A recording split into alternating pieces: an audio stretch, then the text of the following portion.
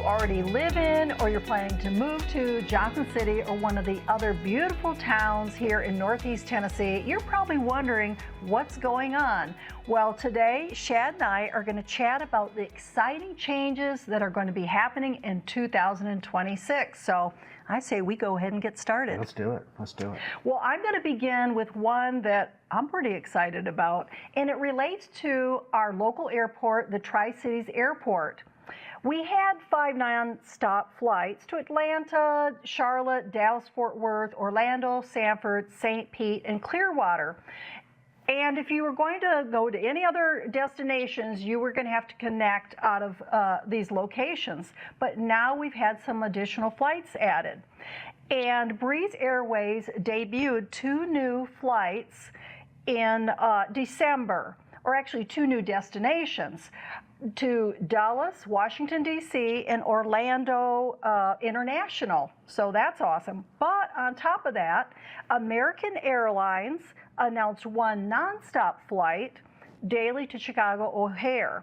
And that's going to start in May, and I believe there's going to be, isn't there going to be a morning flight and then an evening flight, so you could go for the day? You could make a business trip out of it, for sure. So that'd be a great option. But then United Airlines, a couple days later, and we were really surprised by this, they announced 3 nonstop flights daily to Chicago O'Hare that's going to be starting in June 2026. So these additional flights are going to allow people not only to go to these locations, but think about all the other places you could connect across the U.S. or even across the world. And I'm excited about this because I've been taking 3 flights to get home to see my family, and now I'm down to 2.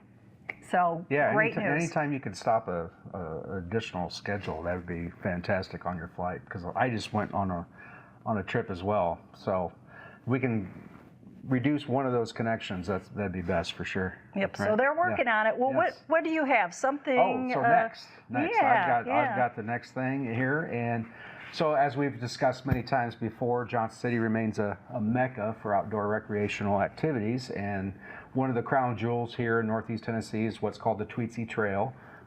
If you've used the iconic Tweetsie Trail lately, this is what we've got now. We've got about 10 miles of a paved multi-use trail running between Johnson City and Elizabethton. But now imagine that this path is extending westward, connecting to Jonesborough as part of their First Frontier Trail vision, and then eastward toward Hampton, going up into the mountains through the Doe River Gorge, creating a trail about 25 miles in total length, linking trails, towns, parks, historic sites across Northeast Tennessee. The westward expansion to Jonesborough appears to be on track for completion by 2027. It will eventually connect all the town parks and the new K through 8 school, plus establish a new trailhead at the old middle school. So that's exciting because Jonesborough's got a lot more going on as far as connecting to their parks and the sidewalks extensions and different things. So you can literally take a really long time walking just through the historic areas of Jonesborough alone. So connecting that to Johnson City is a big deal. The other side, the eastward expansion, is going from Elizabethton to Hampton. Now, this one's a little more challenging. It's going through the Doe River Gorge, remains in the planning phases, so this could take a little while yet. There's some terrain and safety concerns for people using the trail along some highways and through some neighborhoods. But this section will undoubtedly be the most scenic. There'll be river rapids, there'll be mountain bluffs, but some steep grades and some gorgeous natural scenery in that section. But that's probably going to take a while just because of the elevation change and things of that nature. But that's the other extension on the other side. So, but those are the latest updates on the Tweetsie Trail expansion. If you live along one of these routes, we'd love to hear what you think. Drop a comment below. Yes, we'd love to hear your comments, and we're going to have no excuse why we aren't out there walking, especially the Tweetsie Trail coming to Jonesborough. Yeah. So there's another exciting thing happening over in Kingsport. Yeah, I got the next section as well. The thing I'm excited about is, so this was announced over 2 years ago, but finally later this year, the new IMAX Theater will be opened in Kingsport. This project was initially announced, like I said, over 2 years ago, but once it's complete, expected to have around 400 luxury recliner seats and a screen roughly 70 feet wide by 40 feet tall. And they're offering what's called elevated concessions. Again, that could be what, beer and wine, maybe some pizza, sandwiches, something like that. Have you ever been to an IMAX before? I don't know if we've talked about I have. this. The elevated concessions really caught my eye because it always comes back to food. I went to one not once but 3 times during a trip because they offered like chicken quesadillas, burgers and fries. I'm keeping my fingers crossed for that. Yeah, no, I'm excited about it. I've been to IMAX before, and one of the things to remember is not just the visual impact of it, but the audio impact is what I always kind of forget about. Is it's so immersive. So I'm looking forward to the big movies that we want to see there. Sure. And the snacks. And the snacks. Okay, another exciting thing that's happening here in Johnson City and the surrounding towns, whether you live here and you have people visiting you and maybe you don't want them staying with you, or you're planning to visit yourself, we have a lot of hotel choices, but guess what? We're going to have 7 more. There's 7 new hotel projects across the region. I'm going to run through them real quick here. Johnson City, a new boutique hotel at the John Sevier Center in downtown. The Marriott Town Place Suites Hotel, also in Johnson City. Kingsport is also getting a new boutique hotel at the historic Kingsport Hosiery Mills. Another Town Place Suites by Marriott is going to be added in Kingsport. Bristol is building a True by Hilton near Exit 7. Greeneville is getting a Holiday Express on West Andrew Johnson, and Elizabethton is getting a boutique hotel also, the Downtown Post Boutique Hotel. Now, I read that was going to open in 2025. I don't think it has, so it should be any time. I'm most excited about the John Sevier Center in downtown Johnson City. That's an historic building. It's over 100 years old. It started as a hotel, so it's converting back to one. But it's the tallest building downtown, and it's going to have a rooftop experience of some form. So the views up there should be pretty amazing. That'll be fantastic. Yeah, I think 3 new boutique hotels, one in Johnson City, Kingsport, Elizabethton. So you have that whole experience and something unique. And then for some of us, that like our, go-tos, the Holiday Inn Express or, Hilton, you know what to expect there, and you get your hotel points too. So great news. We'll keep you posted on that. Yes. Next on the list, we have just up the road from Jonesborough and in an area of Johnson City called Boones Creek, we are getting a new Publix supermarket. It will anchor a proposed 77-acre shopping center called the Promenade. If you are unaware of Publix or don't have one located near you, they are one of the highest rated grocery chains in the country. Initial reports are that this building will be the largest footprint of the supermarkets they build across the country. So we're really excited about this newest addition to Northeast Tennessee. There are currently 2 other Publix grocery stores in our area, one in an area of Johnson City and another one in Greeneville. But I have noticed, I've been by the site, they're starting to move some dirt around now, and they're targeting an opening in the summer of 2027. That'll be great because that will be a Publix that we'll go to, and they have just fantastic. They have a lot of great specialty items. They have a wonderful deli area and desserts. Just if you haven't been to one before, you really need to check out Publix. So yeah, there you go. Here's something near and dear to our heart, relating to the Davy Crockett Birthplace State Park. Now, a lot of people just love this park, and it's along the Nolichucky River. Unfortunately, it was pretty much wiped out during Hurricane Helene during the floods.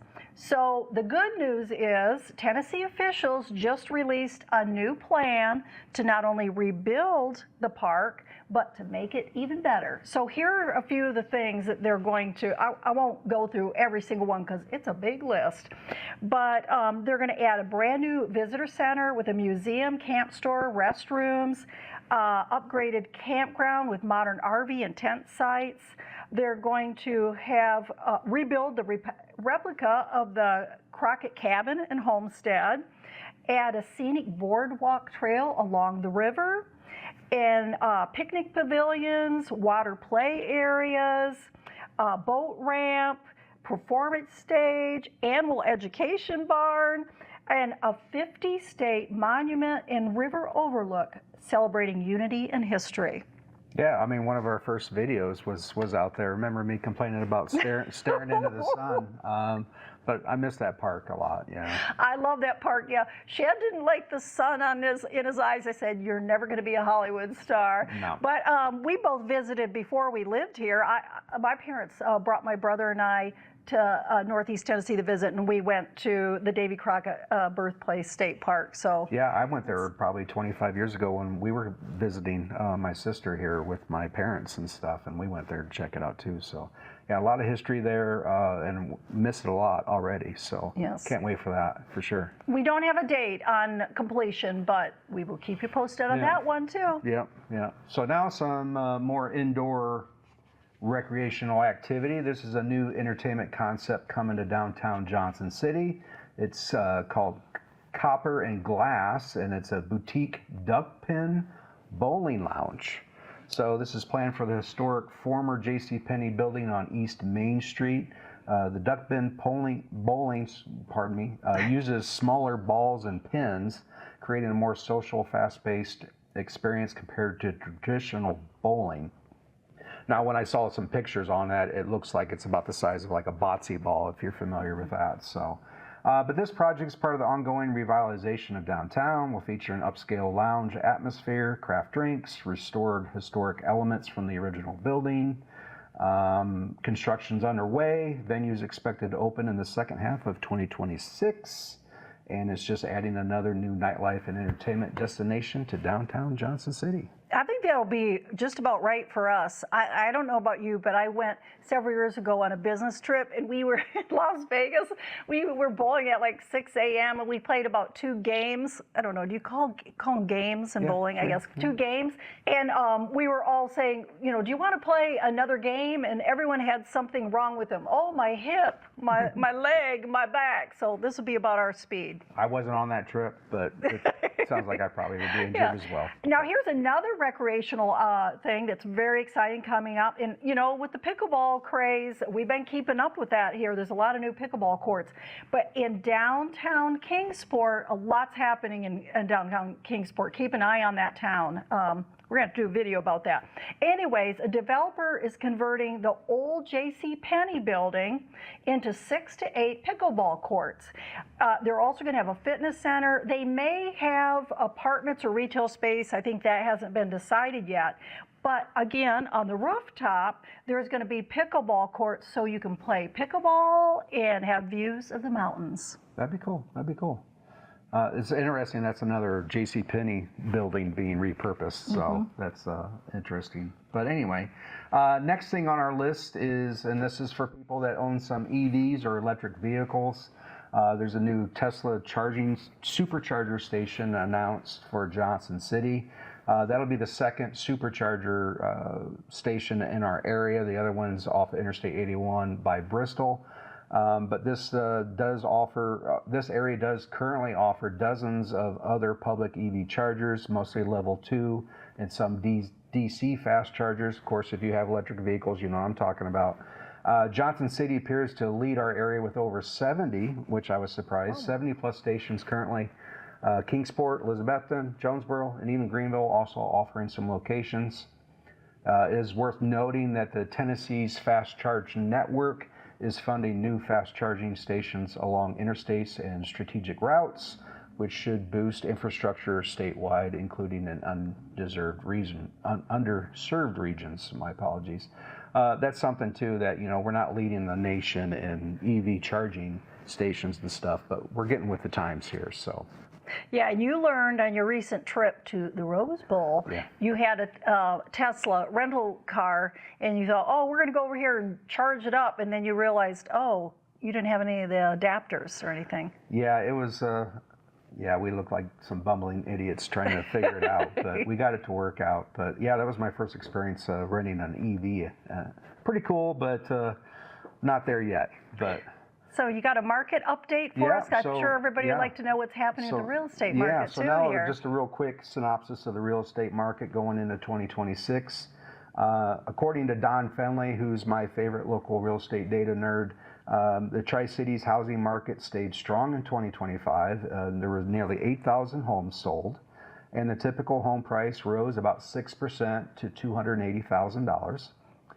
But the bigger story isn't just higher numbers, it's who was buying and what they could afford.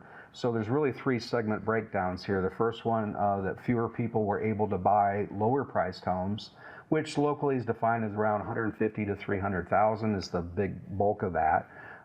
Sales under 200,000 dropped, showing that many first-time buyers were priced out or had to wait. Even though this affordable group is still important, rising prices and costs made it harder for buyers at the entry level. The next segment is what we call the move-up home section, which is generally 300 to 500,000. And it's for buyers that are selling one home and buying another in most cases.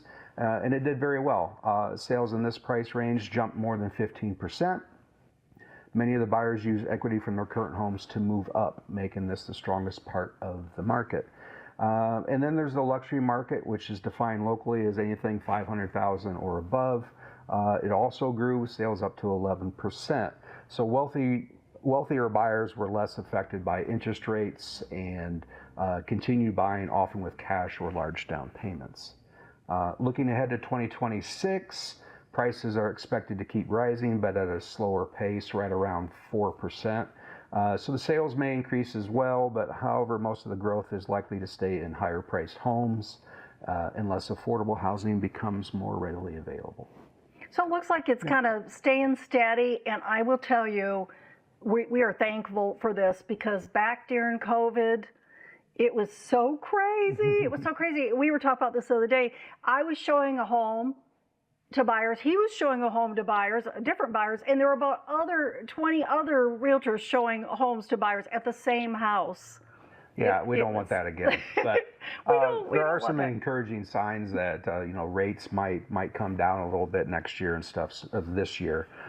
So this actually should be a better year overall than the previous few years. So good news. Good news.